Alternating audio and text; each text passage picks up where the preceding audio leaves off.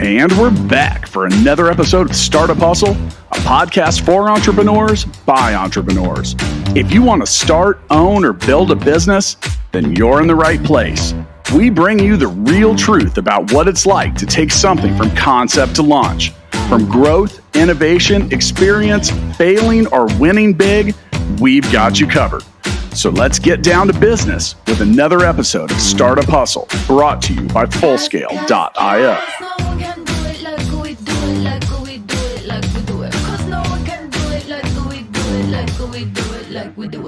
And we're back. Another episode of Startup Hustle. Matt DeCourcy here with Matt Watson. Hi, Matt. What's going on? I'm trying to figure out what I need to do to become an influencer. How about you? Is a startup hustle host count as that? It depends on who you ask, maybe, but I'm not really sure. Now, as usual, we're going to get to the bottom of all of these tough questions. But before we get started on that, I do need to let you know, Matt, that today's episode of Startup Hustle is brought to you by Fullscale.io, helping you build a software team quickly and affordably. You've heard of those Fullscale guys before, right? I talk to them every day. Is it because we own the company together? Yeah. That's why. So, but back to being an influencer, so we can get Fullscale in front of all the people we want. I think we need to figure out some stuff about influencer marketing. We've talked about it in the past, but today I brought in an expert with us. We have Neal Schaffer, who's the president of PDCA Social and also the author of a really cool book titled The Age of Influence. Welcome to Startup Hustle, Neal. Hey, thanks, guys. Do you think you can help us fix our influencer problem? Well, we can start right now.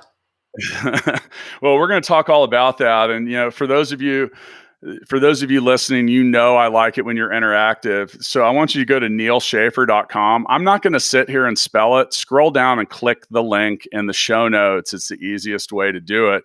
Neal, I want to start a little bit with your backstory. After that, I'm going to want to define what a social media influencer actually is, because if that's what we're trying to become, we need to have a good target. But let's start with a little bit about you, man. What's your story? Before social media, I was doing B2B sales in technology industries in Asia, actually. So I speak Japanese and Chinese. Spent the first 15 years of my career in Japan, and I got a lot of really great holistic business experience. I was sort of the entrepreneur within the company. I was like in charge of a region or country manager, and I often had a lot of staff that reported to me, and I had a budget, and I could basically do everything I wanted to do with someone else's money inside a larger company. So I really enjoyed that. But when I went back to the United States and things changed, and I sort of had to reinvent myself because I was going to now live in the US and not do stuff Asia related. When the time to reinvent myself came along, so did social media. So I started blogging, and this is back in like 2008. Then I wrote my first book. It was actually about LinkedIn in 2009. And then in January 2010, I had a bunch of companies reach out to me wanting help. So that's when I launched my company, which is now called PDCA Social. Helping companies through primarily consulting. There's training. I do have an agency side to it. Do a lot of speaking, written a few books.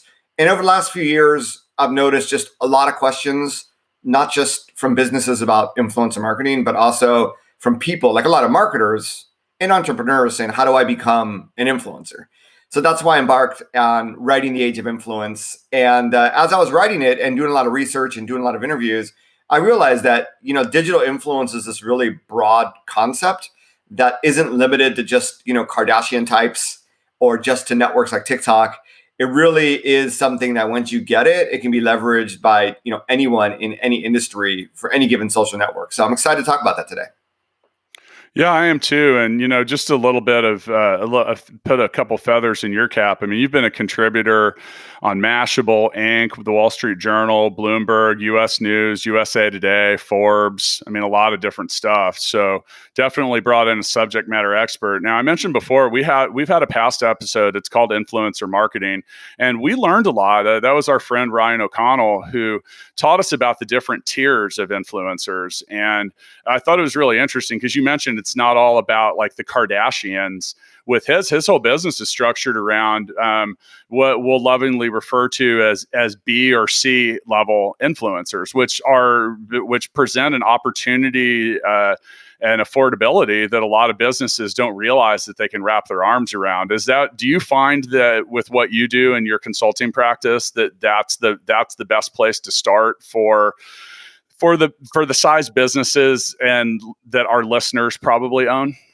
Yeah. So, as I was doing the work on the book, a lot of things were happening. Number one, I went back to my days in B2B sales, and we always had an ecosystem of influence, right? So if I wanted to sell software, I was getting leads from semiconductor vendors. I was getting leads from system integrators and what have you. So the concept of influence and really, getting business from other people by creating that sort of ecosystem and yielding influence is nothing new. I do like social selling trainings for insurance agents. So teaching them how to better use LinkedIn and what have you to sell. And they also talk about centers of influence, like bankers, financial planners, accountants, what have you. But when we bring it into digital, it gets really, really interesting because not all these people yield digital influence. And where we start with those tiers that you talked about is this is like traditional influencer marketing. I'm not part of this traditional influencer marketing. I do a lot of different things, influence marketing being one of them. But that industry looks at it in terms of tiers by number of followers, and it's very Instagram centric. So you start with like celebrity, then macro, mid-tier, micro. And what's really interesting is over the last 2 years, you now have nano. So it used to be, well, you want to only work with someone over 100,000 followers. And then it's like, no, micro influencers are where it's at. We can go down to 10,000 followers. And now they're saying, no, we can do nano influencers. They only have 1,000 followers, but they're a lot more authentic. They have deeper engagement with their audience. They're not buying fake followers. They're not buying fake engagement. When you get down to 1,000 followers, Mats, I mean, look around you. How many people do you know that have 1,000 followers on any given social network? Well, can I provide a good example of this? Oh, go for it, dude. So at Stackify, we sell tools to software developers, and we have a free tool called Prefix. And one of our strategies is to go to other software developers in the community and get them to write reviews, try the product, talk about the product, right? And they're not people that have a lot of followers, but they could be people that are like MVPs for Microsoft, or they're speakers at different conferences or trade shows. I mean, they're nowhere near Kim Kardashian, right? Like they are on the other end of the spectrum. But they might have 1,000 friends or a couple thousand followers or whatever, that if they wrote an article or tweeted about, hey, I tried this new thing, and it doesn't cost us hard. Like we can just give them our product. Like, hey, we'll give you our product. Will you just like tweet about it? Right? That's it. That my friend, is a type of influencer marketing, right? I work with a SaaS startup. They're making sort of like a Slack, but you could call it like a Slack add-on sort of tool. Okay. And they're really targeting software developers that have big remote software development teams, or I should say software managers. So, we start out with nothing. You get up to like 100 followers on Twitter, and now you start engaging with other companies where you might be able to cross-pollinate. They might have 1,000 followers, 2,000 followers. That's huge when you're a startup, right? So we need to get out of this, like, it's only good for Instagram. It's only good if you have over 100,000 followers. It's good on any network. In fact, I'd argue that a lot of podcasters are doing a lot of this because they're always inviting people with bigger footprints than them to be on their podcast in hopes that they share it, right? A lot of B2B businesses do this. Invite like influencer speakers in hopes that they share the event with their audience, what have you. That is all what I would wrap up into influencer marketing. And I think affiliate marketing, it's a type of influencer marketing, right? You're tapping into people because you want to monetize their audience. It's the same thing. So when you start looking at it really holistically, there's a lot of different ways to collaborate with a lot of different people for a lot of different objectives. And what we're finding, guys, is it's not just like, hey, amplify my content. It's also create content for me. It's also realizing like bloggers, right? Or podcasters or videographers or photographers. They're great content creators. So instead of me trying to write these blog posts or outsourcing it to who knows where, why wouldn't I bring in like a tech blogger who's known in my industry to start writing posts for me and to put and to collaborate with that person where I'm going to get a bigger bang for my buck. So we're now seeing, it's definitely going smaller, and COVID-19 has actually brought more companies into working with a lot smaller influencers. And as you guys know, it doesn't necessarily cost them money either. So if you find the right person, they'll do it for free, right? They want to try out new stuff. or what have you. Well, I think so much of this is about the like you mentioned, Neal. It's about quality over quantity. And so here's the thing: is whether Watson knows it or not, he's been an influencer, as we'll put the air quotes around it, since I've known him. Why? He sold a company for $150 million when he was 29 years old. Like, so in our niche now, not everybody's a startup founder. Okay, that's fine, but there's enough of them that, as Matt's wingman on some days, and also his business partner at Full Scale, that is very influential when it comes to us establishing credibility with our future clients or prospective clients. And the same thing goes for stuff like the Startup Hustle podcast. Like, we're talking about startups all day, every day. I've written a book about it, and all this different stuff. So,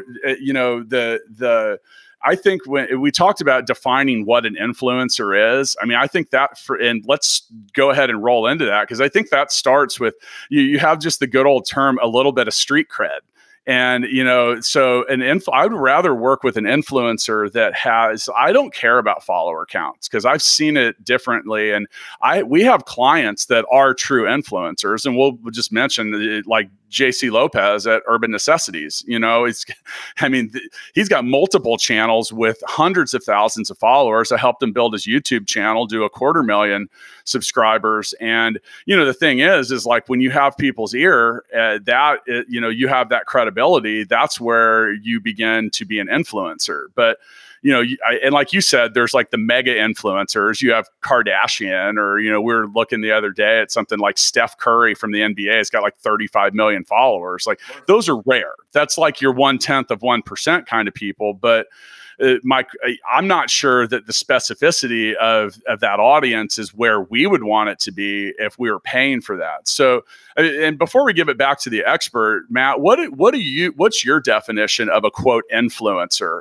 in the modern age of influence? I think it's all over the board. When you first think about it, you think about somebody like a YouTube channel person that, my kids watch, and if I could go to them and get them to talk about my video game or whatever, and millions of kids watch this YouTube channel, like Ryan's Toy Review or something, right? Like, the home run would be for me to get my toy on Ryan's Toy Review.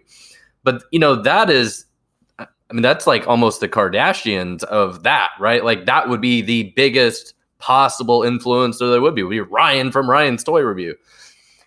Who's like the richest YouTuber there is. By the way, that's a great example, because like my kids recognize Ryan. Oh yeah, they don't know who the hell the Kardashians are, but like I came down from my office, and they were in their playroom. I have a 3.5-year-old and a 5.5-year-old. They were playing Ryan's Toy Review. Yeah.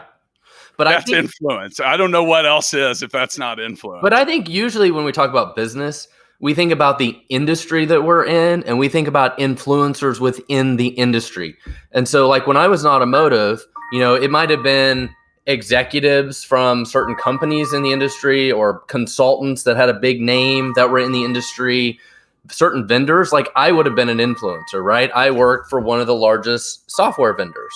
So, I think about it as like influencers within the industry that you're in. And this is a lot different, obviously, if you have a consumer-facing product or a business-facing product, and kind of how you describe and think about influencers. But even like Full Scale with what we do, our influencers, you may think about, they're just people that send us referrals, right? They could just be people that know a lot of people. It could be your accountant or your lawyer or people in the startup scene or whatever that would just refer us business. Influencer can mean a lot of different things, is kind of my point. So Neal, as the guy that's written a book on the subject, what's your definition? Are we on point, or are we missing out on a lot of it? Well, I'm glad that we're beyond sort of the Kardashians and even the Ryan's Toys. I think that influencer marketing really comes from celebrity endorsements, right? So you see Shaq O'Neal, in a Buick, and it's like, I want to buy a Buick. Well, for some of those people. So what's happened though is when you get to like Kardashians, or I think a really good example is Charlie from TikTok. When you're appearing on like TV commercials, you're no longer a social media influencer. You're a celebrity, right? And yeah, sure. When you're in traditional media. So I think it begins with the fact that these are people that are in social media where they have their influence. And at the heart of it, they're content creators. Because if, whether you're a podcast or YouTube, Instagram, LinkedIn, whatever, you're probably creating content and you're publishing it onto a social media profile where you're building a community. Not to say that you might not have offline influence, but we're really interested here in the social media users who have influence. And there's some that have more, some that have less. And yeah, there's Orion's Toys, but there's probably tens or hundreds of other Ryan's Toys wannabes out there that might become the next Ryan's Toys, right? Yeah, that will do it for cheap. Exactly. And here's the thing: the bigger you are, the more you're going to charge because you're a savvy entrepreneur, right? But you have all these other people who are looking to get bigger, who would love to work with you, especially if you're a big brand. So there's a whole sort of market system of looking at this. If you want to spend top dollar, you can, but it's not to say you can't get better results by working with people that have fewer followers and really, really raising them or training them to become a better influencer. And hopefully by collaborating with them as they get bigger, they never forget you and they become your brand advocate. So, the B2B side, it's sort of similar. It's not YouTube. It might be a blog. It might be a podcast. It might be YouTube. There's like B2B YouTubers out there as well, but it's sort of the same concept. It's going to be less transactional. It's going to be more, hey, I'd love to speak at your conference. I'd love to write for your blog. I'd love to get free lifetime access to your product or whatever it is. What you're going to give away is a little bit different, but it's the same concept. It's people that speak. It's people that can influence the community that you want to influence. That's what it comes down to, right? So if they are in front of your target audience, you want them to talk about you and how you're going to achieve that. And what's exciting is that, entrepreneurs and startups, there have been a lot of them on Instagram, and this is their sole reason for being successful is they tapped into this really early on, and they created this, army of influencers that were talking about them. Because if you can't incite word of mouth in social media, what good is social media? You're just going to do ads all day, which you could, but they're advertisements, right? So when you get people to talk about you, that's what all this that's what it was supposed to be about, which it's now pay to play, obviously. So that's the thing, right? If nobody's talking about you in social, you need search, you need email, you need social. You need to meet people where they are. Those are, traditionally speaking, the three general areas. And if you're not working with influencers, I think that the social side is really, really hard to get hurt in and to get exposure in and to build influence in. Well, that's something I mentioned. I've had some firsthand experience working with some of our clients doing that. And, you talk about that difference between being an influencer and being a celebrity. I went through that with Jay. Like, we were in Vegas, we had been working at Urban Necessities, and we jumped in the car and drove to LA to watch the World Baseball Classic. And I was debating with him. He was like, "No, dude, I'm not a celebrity." We were inside Dodger Stadium for 5 minutes, and 3 different people strangers came up and wanted selfies with him. And I was like, "Okay, dude, are you really not famous?" Because here's the thing. Like, okay, so if Matt and I go to an entrepreneur event in Kansas City, we'll be well known. But I'm never at Dodger Stadium and people are coming up and like, "Hey, DeCourcy, can I get a selfie with you, bro?" No, that's never happened to me.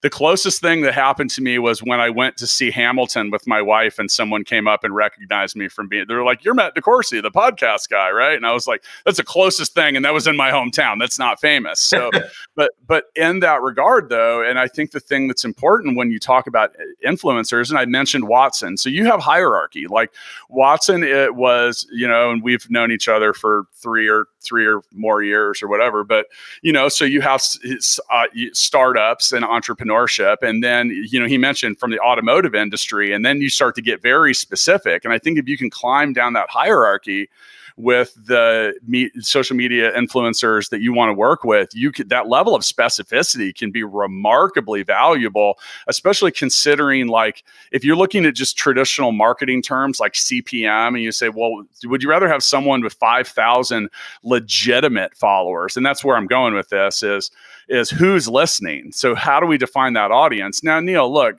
if I wanted to, I could start a what do they call it? A Finsta, a fake Insta page. And for about $1,000, I could buy a shitload of followers and have a completely ineffective voice in that audience. So, in this age of influence, there's a lot of people that are padding their shit, and there's a lot of smoke and mirrors in that. If we wanted take our business into the world of influencer marketing, how do we cut that away? How do we get a clear, concise view of who we're dealing with, and not, because like I said, you really could put a shitload of followers on something with a credit card with a small limit and about a day.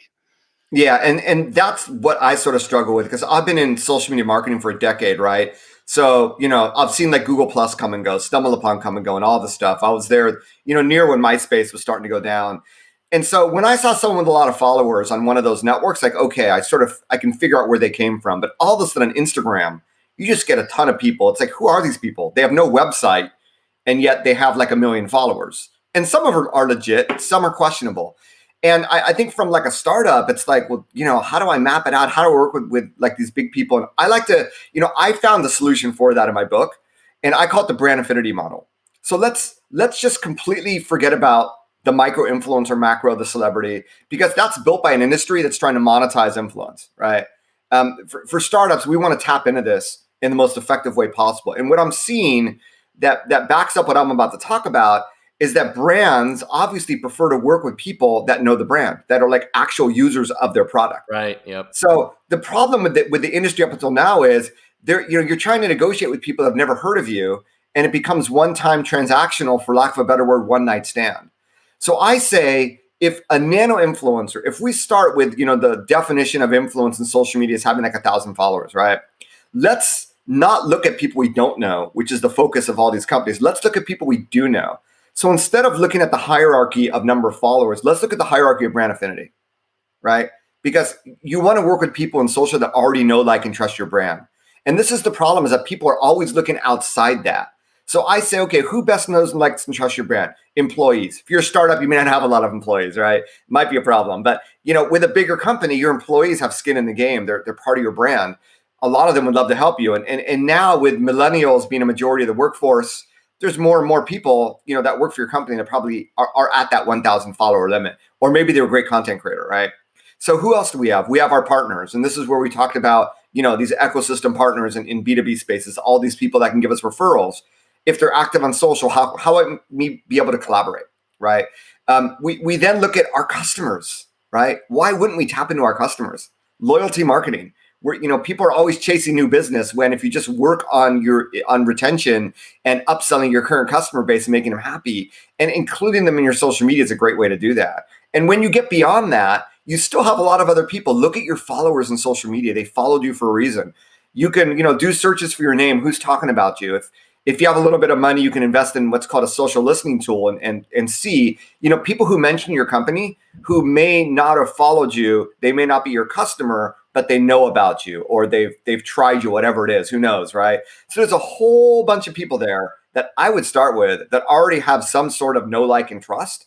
And now we're looking at them in the lens of influence. We're looking at them in the lens of how can we work together, to get the brand known to everybody who should love us, because we don't have to sell them on our company or our product. They already love us to some extent. So if we start there, I think you're going to be a lot more successful, because working with people on sort of social media content is not easy. And I'd rather you get a track record working with people that already know you than start to reach out to a true influencer who's never heard of you, and first impressions count. And if they think you're dissing them, or you're like trying to nickel and dime them, or whatever it is, you're shut out, because they're people and they're never going to speak to you again, maybe. So you really want to work your way up that hierarchy, starting with this brand affinity model. And I think it makes it just a lot easier for companies to start putting their foot in the water and go, I get it, right? These people already, let's have a conversation. Let's, if we have a bunch of like consultants that are giving us business, let's do a freaking online virtual summit and invite each one of those consultants to speak, and, invite all of our customers to attend. It's going to be a win-win-win, right? For us, for those influencers in our industry, and for the community, because we're going to be seen as the thought leader who brought it all together. This is just one little example of what you can be doing. Or start a podcast, invite these people as guests on your show, right? Start, interviewing them on your blog, include them in your content, and they'll naturally share that with your audience. And for B2C, give away product, man. Like seed product for people that would naturally post it for you. It's just a natural, really, really cheap way to get started inciting this word of mouth.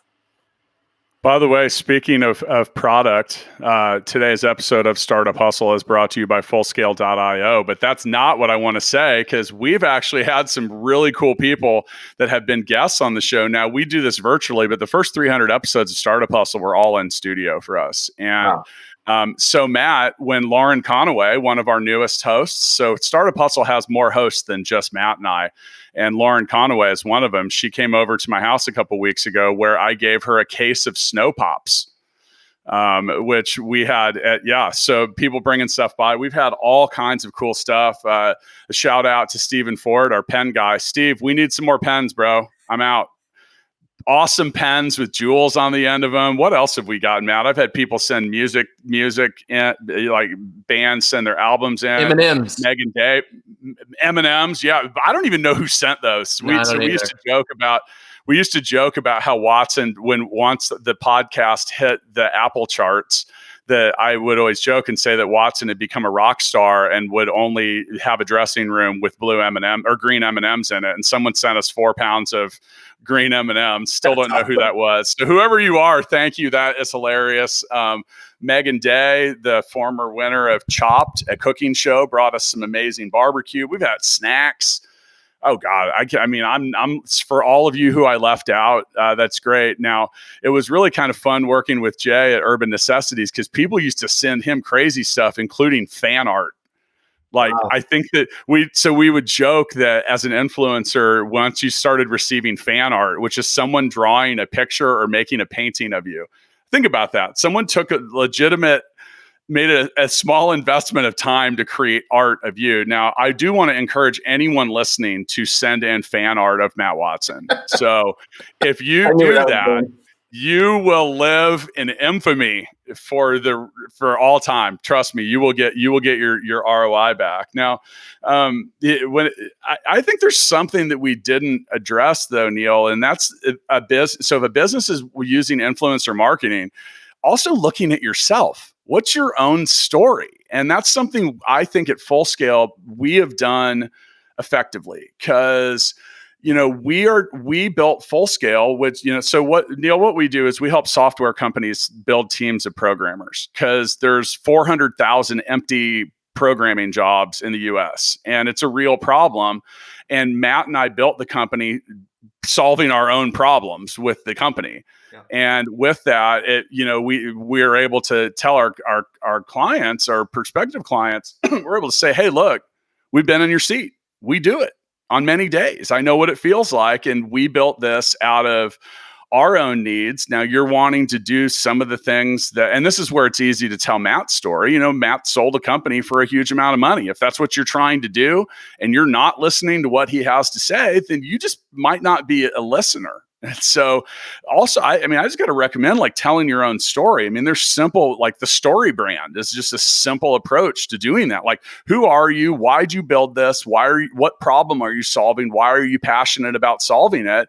And when people people trust influencers because they feel like they get to know them. Yeah. When we talk to people that listen to this show regularly, I've had people show up to talk about Full Scale. I'm like, let me give you a little background. They're like, dude, I listen to your podcast. I feel like I already know you. Okay, but think about the worthwhile nature of that. And one of the things that we tell people, hey, if you want to get to know us or learn more about us, there's hundreds and hundreds of hours of us talking about different stuff. And we're very open, we're very genuine, and we try to be very transparent. So on that note, do you think that those qualities are a must for an influencer to be taken seriously? Meaning being genuine, being transparent, and being trustable? Yeah, I think if we look at those that, in social are building up bigger communities, that's exactly what it is. There's also sort of they're a content creator, right? So you guys create podcasts, others, do videos, what have you, but they're a content creator, but yeah, they're really open, authentic, they're relatable, because people can see through the bullshit, and they've had to live with that. Before social media, there wasn't a lot of interesting things you could get out there, on the internet. But now with social media, you can find your own channel, right? So, when I was growing up, it was the 3 major TV networks. To kids these days, it's their 3 favorite YouTube channels. Mm-hmm. So that's replaced traditional media. And yeah, you want to build, it's like I tell salespeople on LinkedIn, you want to have a relatable profile. You want to build. I mean, what's like one of the definitions you talk about story brand? It's building an emotional attachment, and you do that just by relating to people, by showing yourself, right? And you by showing yourself, you're creating these sort of common bonds with people. So definitely for people trying to build influence, telling your story is critical, because otherwise, people might relate to you from a professional perspective. Yeah, I get you're a successful entrepreneur, but that's why you hear, all the Tony Robbins and all these motivational speakers, they'll tell you those stories of when they were almost broke, when they almost died, literally at the beginning of their speeches, because they want to build that emotional attachment with you. They want to show you that they've been in a worse situation than you've ever been in. And I think I'm not going to say there's a formula here, but there's obviously, you need to be able to open up and tell who you are if you really want to build that deep connection, which is going to drive deeper engagement, deeper loyalty, and it's going to create deeper influence. Let's do some of that right now, man. Let's actually talk about some failure, because that is easily the biggest point of feedback that I get from people that listen to this show. And they say, we love the fact that you talk about failure. And I asked, I said, why? And I was just curious. So I asked why. And they said, well, because it makes me feel like I'm not one. Because if you guys have been successful, or your guests have been successful doing something, that's the thing I think too many people don't understand when they don't have experience with entrepreneurship and startups. Like, dude, you're going to fail a lot, like a whole lot. Like, Matt, what's something you failed at? Marketing stuff to software developers. I thought I knew how to do that and failed miserably for a couple of years. And then you bounced back in a street. Do you want me to shout your victory for you? Because I watched this happen. Well, eventually we figured it out. Like, we figured out content marketing worked really well, and we figured out giving away a free tool with some micro influencers worked really well. So, I mean, those are our two traction channels. Matt sometimes fails at promoting himself, by the way. So his content marketing approach, Stackify gets 1 million blog visits a month. So it's pretty influential. So I'd say he figured that out, and I mean, there's a lot of things, like you talk about just general failure. Like I like to share the story about when, this was years ago, when I tried to build some online marketplaces and spent a lot of time, effort, and money, and opened a few of them online, only to realize that it was really, really difficult to populate marketplaces with buyers and sellers. Oh yeah. So I had spent all my effort and energy building these cool, like they were basically like almost like classified type sites. And I got tired of getting thrown off of other sites that I was using for my own marketing purposes, basically. So I was like, fuck it, I'm going to build my own. I built 3 really cool, all different sites, and basically found it impossible to populate them. So, there was a different challenge there. That was, when it came to time and energy, that was probably one of the more abysmal failures that I've run into. How about you, bud? Yeah, it's funny. When I look at my failures, some of them are also tied to, you think you have a passion about something, but as you start to work on it, you figure out it's not what you want to do. And I don't want entrepreneurs to get stuck into something they don't want to do just because they want to make it successful. So that's something that happened to me. I mean, I was going to build a tool, a software tool to help small businesses really analyze their social media marketing and give them advice within the tool of how they can basically create a tool that becomes like virtual consulting. So yeah, I invested a little bit of money and I got going with it. And obviously it was a lot more complex than I thought it was going to be. But also as I got deeper into it, it's like, okay, if I really want to make this fly, I got to do this. This has to be the only thing I focus on. Where I was doing consulting, I was doing speaking and other things. And it's like, you know what? I'm not like Marie Kondo here, but if it doesn't give you love and joy, it's probably not what you want to do. And I realized, you know what? I don't know if this is the future I want for myself, even though I still think it's a great idea and maybe someday I'll do it. And I unplugged, right? Because, the money is never lost. You learn from that mistake. It's an investment, right? It's not easy to invest and not get, but I got a lot from that. I got a lot from that, both through the process, but also just spiritually, that it helped guide the direction I want to go, that I think has led me to other successes. You got to be passionate about what you do. Totally. That's our that's pretty much our first observation of someone that's pitching something. Like, are they passionate? And then my first input is I'll talk to people because when people think you've been successful, they will come and ask you for advice, which is good, and we welcome that and want that. But that's one of the things I say to people because, like you said, if you're not passionate about it, I mean, the likelihood is you're going to quit. Yep.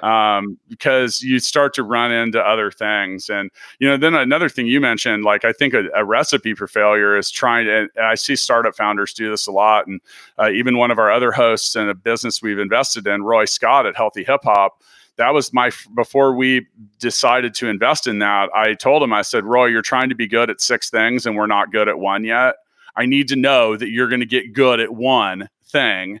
I don't care which one, but one before we try to do the rest, because, a part-time effort yields a terrible result in most cases. So, and that's also good advice for startup founders that are seeking co-founders. Like, you got to, and this is kind of wrapping into the next thing when it comes to like looking at this whole topic is, like, why does someone give a shit about your initiative? And, some people are like, hey, I found a new co-founder. I'm like, okay, tell me about him. And they're like, well, she has a full-time job. She has 2 kids. I said, okay, right. You're going to struggle right there because you're already in 3rd place. Now, when it comes to influencers and other people marketing your brand, I think you need to be prepared to compensate them fairly, if not really well, because here's the thing. They're busy. And if they don't have a reason to give a shit about, they don't have a vested interest. The same thing goes with like people that are on quote advisory boards. Like, you have to have, if you're not going to give someone a piece of the success, you have to be realistic and like think like, why do they care? Because they won't. They'll maybe join your conference call once a year, and if that's worth it, great. But don't expect a whole lot. So when it comes to juicing people in, Neal, like, how do you look at that, and where does that advice flow? How does that, like, what's your advice on that? Because and a lot of people don't understand how affordably you can create partnerships with a lot of influencers. So, like, how do you figure out what it's worth? Yeah, and that's where, going back to that brand affinity model, it gets a lot easier to have those conversations if they're already your customer, your partner, what have you. But, getting beyond that, this is a mistake that most companies do, is that they already predefine what that influencer's worth, and they'll reach out and say, hey, we'll give you a $25 gift card or what have you. Really what it comes down to, I mean, you guys nailed it. It comes down to an acronym, which I'm sure you guys know, which is WIIFM. What's in it for me? So what's in it for them? And you know what? This is where my sales background really comes handy, because marketing is like one to many, but influencers is sales. It's like PR. It's one to one, because every influencer is a person. Some have kids, some are married, some have all sorts of situations we don't know about. But in order for them to work with us and really love working with us, and ideally becoming an advocate and talking about us when we don't ask them to, we need to understand what makes them tick. And the only way to do that is to build a relationship, get on a Zoom call or a phone call and say, hey, we'd love to work with you. How do you normally work with other brands? Because you've probably been doing this. How can we best work so that, we can feed your needs? And you'd be surprised at the responses you're going to get from people. If you contact 10 different influencers in your industry, you're probably going to get 10 different responses. And really and guess what? Not everyone's going to convert, and that's okay. You may contact 100 influencers, only a few percent convert, or maybe 10 or 20%. And that's okay as well. Not everybody, maybe the timing's off. Maybe they're already working with another brand and they think you're sort of a competitor. Maybe just personally they're taking time off their job. Who knows, right? So you got to reach out to a lot of people. And you got to have those open-ended, collaborations or conversations with some thoughts in mind as to what you'd like to do to fuel your own business, but also first listening to them. It's like solution selling, right? I mean, Matt, you mentioned software sales. I was trained in that stuff. You don't start with describing your product. You start with understanding their pains and how you can work together. And then you propose something that's going to be a win-win-win, because it's going to be a win for their community as well. So that's marketers, and maybe in the startup industry that you guys working with entrepreneurs. I know with marketers, they love shortcuts. Just give me the tool that'll get it done for me. I just want a tool that's going to blast 1,000 influencers, and then I'm going to start working. It doesn't work that way, because it requires time to develop relationships with people if you really want to create a valuable relationship. Well, when it comes to that compensation and stuff, like I've had some people like, well, why would I want to pay someone to do that? I'm like, you're not paying them to do the post. You're paying them for all the work that they did to build the audience, the credibility, and the trust prior to that post. Now, you mentioned something, WIIFM. I include that in speeches or presentations that I give a lot. And I will say, does anyone know what the world's most popular radio station is? And people are like, iHeart, Spotify. I'm like, nope, it's WIIFM. Like, what do you mean? What's in it for me? It stands for what's in it for me, because that's the channel that everybody's tuned into. And it is, though, because I mean, for realistically, and especially when you talk to people that have already been successful, like, why do I care? Why do I want to push your agenda? Because what's in it for me? And that's not a selfish question, because the busier you get, the more you have to make decisions about what you have bandwidth to do. And like, you know, Matt, you hear Watson say these exact words a lot. When you choose to do one thing, you choose to not do something else. So you have to be prepared to rank up there with valuable shit. So it's time, talent, or treasure, people. Like, you got to be ready to, and I don't quote the Catholic Church a whole lot, but that's a famous thing that they asked for a few years ago. But you have to be ready to offer people your time, your talent, or your treasure if it comes to wanting them to be on board with the message. So yeah, I think that's great, man. We have really raced through this episode. I love this topic. I've had a lot of fun, but with that, it's about time to roll into the Founders Freestyle. Before we do that, once again, for those of you that want to be influencers, today's episode of Startup Hustle is brought to you by Fullscale.io, where we will pay you to bring us a paying client. There you go. Contact me if you want it. Deco, DECO at Fullscale.io. Bring me your clients, you'll get paid. And that's a real offer.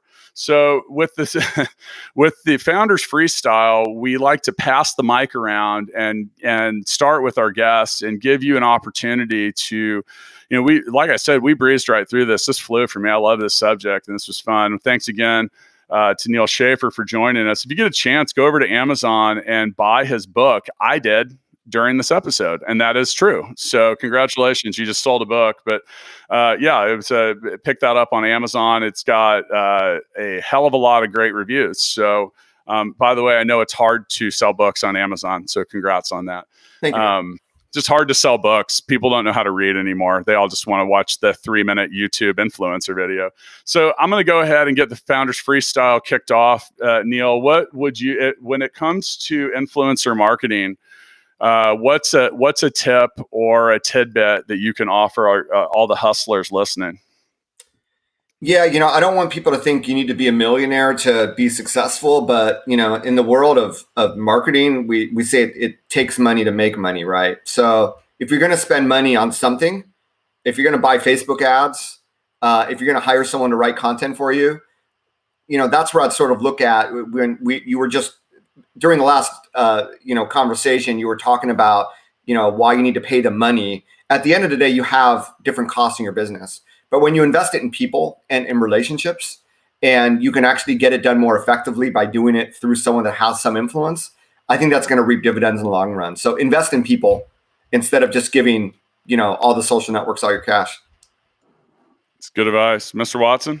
Yeah, I just want to say that, we're talking about influencer marketing, which I don't think is too different than talking about just referrals and affiliates and resellers. Like, these are all sort of the same thing, right? Except now we look at it as like, well, my friend Joe has a lot of friends and followers on Facebook and Twitter, so now I'm going to get him to tweet about me, right? Like, it's just almost a different way to get out the messaging. But it's really just a new form of affiliate marketing in a lot of ways. And it's just a new version of it. So I think it's a useful traction channel go-to-market strategy for most people. At Full Scale, it's something we've done. Like, the Corsi was just offering up cash for anybody who wants to send us business. And at Stackify, we've done the same thing as well. So, affiliate marketing is very similar. I'm going to go ahead and once again, thanks to Neal Schaffer. Go to his website, the link in the show notes, and you go straight to it, and you can find his books and some of his other stuff. Neal, you had a lot of great input here, and I appreciate that. So I actually get a lot of questions. I'm not going to say they're directed more like, they don't say, hey, how do I become an influencer? But I get a hell of a lot of questions on how to start a podcast tips. I've written 3 books, so I get questions about that a lot. And here's the thing is, one thing I tell people right off is, I don't think your goal should ever be to be an influencer. Your goal should be to become a subject matter expert and to build a sense of trust and through being genuine and transparent with the people. The people aren't going to listen to you unless you are offering something of value. So, and I've seen so many people fail at this. But the one thing that I can pretty much guarantee you is that it will not come fast. And that's why the compensation or getting your future influencing marketing partners well compensated matters, because it's a shitload of work. Like, no one had a subscriber until they had one. And those things are, now once you pick up some steam and some traction there, you see some of these people's channels really grow quickly. But trust me, it was a long haul up to that. There's a lot of stuff you have to figure out. There's a lot of different things. And I think if you are trying to create some kind of influence yourself, go back to that advice we mentioned, like, be good at one of them. Like, I had written a couple books before I did anything else. And, I tried my own personal YouTube channel to very mixed results before we started this podcast. And I didn't have the experience, but someone told me, they said, hey man, you should try podcasting. I said, well, why? Because YouTube seems better. They said, yeah, but when you ask someone to watch a YouTube video, you're asking them to give up doing something else. And I was like, the light bulb popped. I was like, holy shit. And as that conversation went on, it's like, people listen to podcasts while they're in their car, while they're doing their laundry, while they're working out, stuff like that. And it made so much sense to me. I'm like, wow, okay, that's a lot more palatable and a lot easier to get your arms around. And another thing too is, like, with a podcast, it's a hell of a lot easier to produce that. We currently aren't doing the video of what we're doing, and God bless, because I look like I crawled out of bed 5 minutes ago. But if we were doing video, we'd have to have lights and nice cameras and, a whole bunch of different microphones and just a whole lot like that. So figure out what fits you well and what you can get some people to adopt. And then the final note is, you got to be consistent with it. So as I helped JC Lopez build his YouTube channel, we would go around to sneaker so he was a sneaker guy, and we'd go to these different sneaker conventions, and I'd talk to people that had millions of subscribers, and I was asking them all the same thing. What's the most important? Is you got to be consistent. You got to be consistent. So, like, whether that's once a week, once a day, or whatever, don't just publish 5 things and then go away, because you're guaranteed no one's going to care. There's a lot of people out there making a lot of noise, and the world will forget about you just as quick as they barely noticed you. So anyway, we covered a lot of stuff. Thanks again to Neal Schaffer. I got to get to work, man, because I got a lot of work to do if I'm going to become an influencer. So I'll catch up with you guys next time. Thanks.